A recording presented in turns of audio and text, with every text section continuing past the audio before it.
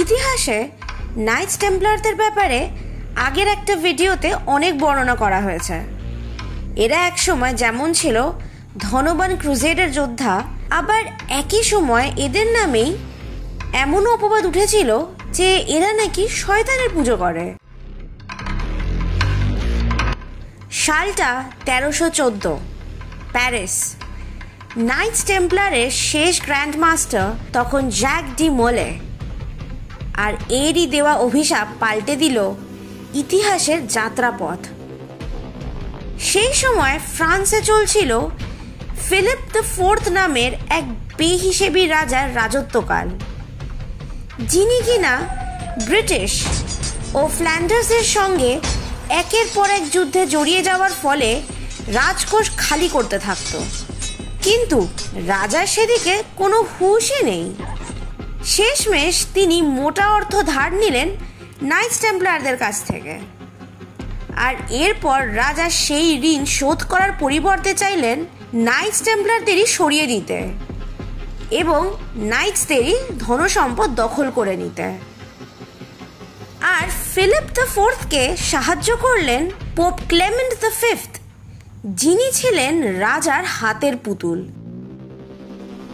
13ই October 1307 শুক্রবার plan মাফিক রাজা ফিলিপ গ্রেফতার করালেন শত শত নাইটস টেম্পলারকে, এই অভিযোগে যে টেম্পলাররা নাকি শয়তান পুজো করে। শুধু তাই না, এই স্বীকারোক্তি আদায় করা হলো ভয়ঙ্কর শারীরিক যন্ত্রণার মাধ্যমে। 18ই মার্চ 1314 রাজা ফিলিপ দ্য ফোর্থের নির্দেশেই নট্র ডেম ক্যাথিড্রালের সামনে হাত পা বেঁধে জীবন্ত পুড়িয়ে মারা হয় নাইটস টেম্পলারের শেষ গ্র্যান্ড মাস্টার জ্যাক ডি মোলেকে।